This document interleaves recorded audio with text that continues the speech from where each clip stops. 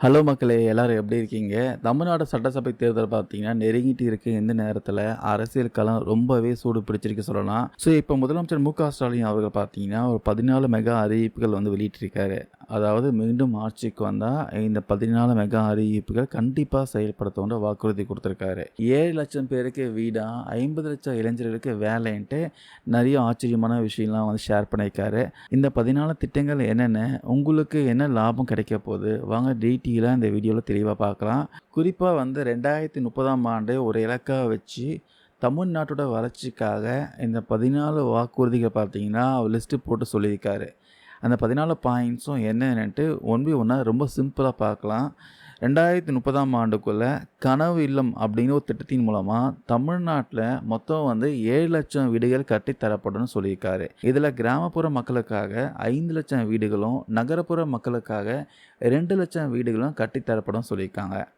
இரண்டாவது பார்த்தீங்கன்னா ஹெல்த் விஷயமா மக்கள் எல்லாருக்கும் மருத்துவ காப்பீடு மெடிக்கல் இன்சூரன்ஸ் வழங்கப்படும் சொல்லியிருக்காங்க.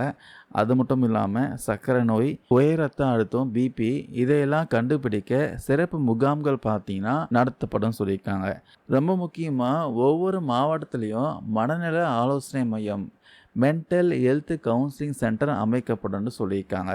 மூணாவது பார்த்தீங்கன்னா அக்ரிகல்ச்சர் வாட்டர் விஷயமா மேற்கு மற்றும் கிழக்கு தொடர்ச்சி மலைப்பகுதியில் பார்த்தீங்கன்னா சுமார் 1000 மழைநீர் சேகரிப்பு கட்டமைப்புகள்லாம் உருவாக்கப்படும் சொல்லியிருக்காங்க.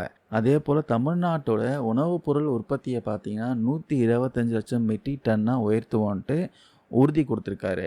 நாலாவது விஷயம் எஜுகேஷன். கவர்மெண்ட் ஸ்கூல்லையும் ஆகட்டும், கவர்மெண்ட் எய்டட் ஸ்கூல்லையும் ஆகட்டும் 100% பார்த்தீங்கன்னா ஸ்மார்ட் கிளாஸ் அமைக்கப்படும் சொல்லியிருக்காங்க. ஸ்டூடெண்ட்ஸ்க்காக புதிதாக பார்த்தீங்கன்னா 300க்கும் மேற்பட்ட நூலகங்கள் திறக்கப்படும் சொல்லியிருக்காங்க.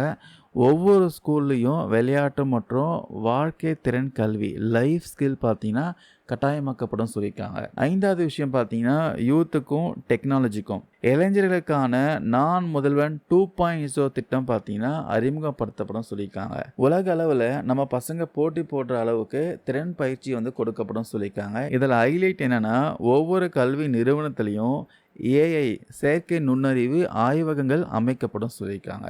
ஆறாவது பார்த்தீங்கன்னா ஸ்கில் டெவலப்மெண்ட் பிற்படுத்தப்பட்ட மக்களோட பொருளாதாரத்தை உயர்த்தும் விதமாக ஜவுளி, ஆடை, தோல் போன்ற துறைகளில் சிறப்பு பயிற்சிகள் வழங்கப்படும் சொல்லியிருக்காங்க.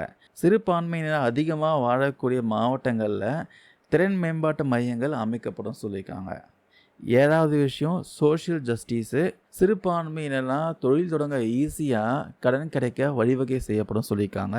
தேவைப்படும் இடங்களில் சமூக நீதி விடுதிகள் கட்டப்படும் சொல்லியிருக்காங்க.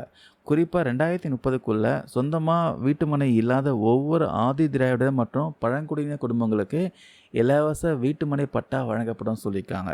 அதுக்கப்புறம் ரெசிடென்ஷியல் ஸ்கூலும் விரிவுபடுத்தப்படும் சொல்லியிருக்காங்க. உண்டு உறைவிட பள்ளிகளும் விரிவுபடுத்தப்படும் சொல்லியிருக்காங்க. எட்டாவது பார்த்தீங்கன்னா ரூரல் டெவலப்மெண்ட்டு கிராமப்புறங்களை பொருளாதார வளர்ச்சி மையங்களாக மாற்றுவோம் அப்படின்னு சொல்லியிருக்காரு. நகரப்புறங்களில் இருக்கிற வசதிகள் எல்லாமே கிராமப்புறங்களுக்கும் கொண்டு வரப்படும் சொல்லியிருக்காங்க. இதோட முதல் கட்டமாக 10 ஊராட்சிகளில் உத்தமர் காந்தி மாதிரி கிராம திட்டம் செயல்படுத்தப்படும் சொல்லியிருக்காங்க. 9வது பார்த்தீங்கன்னா ஜாப்ஸு இது இளைஞர்களுக்கான ஜாக்பாட்னு சொல்லலாம். 50 லட்சம் இளைஞர்களுக்கு வேலைவாய்ப்பு வழங்குறது தான் எங்களோட இலக்குன்னு சொல்லியிருக்காரு. ஐடி துறையில் மட்டும் 2 லட்சம் புதிய வேலைவாய்ப்புகள் உருவாக்கப்படும் சொல்லியிருக்காங்க. ஜவுளித்துறையை நவீனமாக்கி திருப்பூர், கரூரில் இருக்க 35,000 தொழிலாளர்களுடைய வாழ்வாதாரம் உறுதி செய்யப்படும் சொல்லியிருக்காங்க. 10வதாக பார்த்தீங்கன்னா ஃபிஷரிஸ் அண்ட் டைரி கடலில் மிதவை கூண்டு மீன் வளர்ப்பு திட்டம் விரிவுபடுத்தப்படும் சொல்லியிருக்காங்க. புதிய மீன் பண்ணைகள் அமைக்கப்படும்.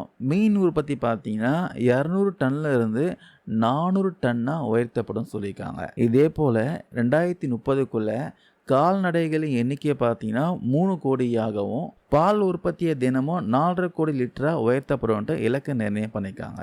11th பார்த்தீங்கன்னா அர்பன் இன்ஃப்ரா திடக்கழிவு மேலாண்மையில் புதிய அதிரடி மாற்றங்கள் கொண்டு வரப்படும் சொல்லியிருக்காங்க. எல்லா மாநகராட்சியிலையும் நவீன கலாச்சார மையங்கள் கட்டப்படும் சொல்லியிருக்காங்க. குறிப்பாக மழை வெள்ளத்தை தடுக்க எல்லா மாநகராட்சி நகராட்சியிலையும் முழுமையான மழைநீர் வடிகால் அமைப்பு உருவாக்கப்படும் சொல்லியிருக்காங்க.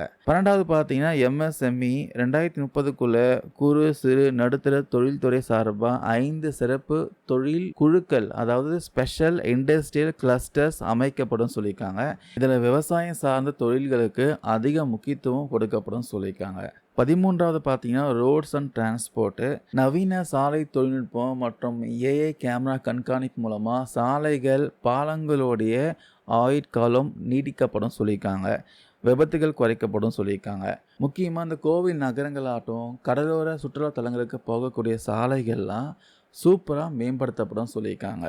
லாஸ்ட்டாக 14வது பார்த்தீங்கன்னா வியூவர்ஸ்க்கானது, அதாவது நெசவாளர்களுக்கு நெசவாளர்களோட வாழ்வாதாரத்தை உயர்த்த அவங்களுக்கு புதிய தொழில்நுட்பங்கள் அறிமுகப்படுத்தப்படும் சொல்லியிருக்காங்க. நம்ம தமிழ்நாட்டோட பாரம்பரிய கைத்தறி வகைகள் உலக அளவிலான சர்வதேச கண்காட்சிகளில் காட்சிப்படுத்தப்படும் சொல்லியிருக்காங்க. இந்த 14 அறிவிப்புகளும் வரப்போகிற சட்டசபை தேர்தலை முன்னிறுத்தி மீண்டும் திமுக ஆட்சிக்கு வந்தாங்கன்னா செயல்படுத்தப்படும் வாக்குறுதியாக முதலமைச்சர் ஸ்டாலின் அவர்கள் அதிகாரப்பூர்வமாக அறிவிச்சிருக்காரு. ஸோ நண்பர்களே, இந்த லிஸ்ட்டில் பார்த்தீங்கன்னா விவசாயம், மாணவர்கள், ஐடி துறை, நெசவாளர்கள், பெண்கள், இளைஞர்கள்ன்ட்டு சமூகத்தோட எல்லா தரப்பு மக்களையும் கவர் பண்ணுற மாதிரி 2030 டார்கெட் பண்ணி ஒரு மெகா மாஸ்டர் பிளான் தயார் செஞ்சு ரிலீஸ் பண்ணியிருக்காங்க. முதலமைச்சர் அறிவிச்சிருக்கக்கூடிய இந்த 14 திட்டங்களை உங்களை ரொம்ப ரொம்ப கவர்ந்த திட்டம் எது? குறிப்பாக 50 லட்சம் பேருக்கு வேலைன்னு சொல்கிறாங்களே, கண்டிப்பாக செய்வாங்களா? அப்புறம் 7 லட்சம் வீடுகள் கட்டித்தரப்போகிற சொல்லியிருக்காங்க. இந்த அறிவிப்புகள்லாம் தேர்தலில் பெரிய தாக்கத்தை ஏற்படுத்துமா? உங்களுடைய கருத்துக்கள் கமெண்ட்ஸில் மறக்காமல் பதிவு பண்ணுங்கள். தேங்க்யூ நண்பா, நண்பீஸ்.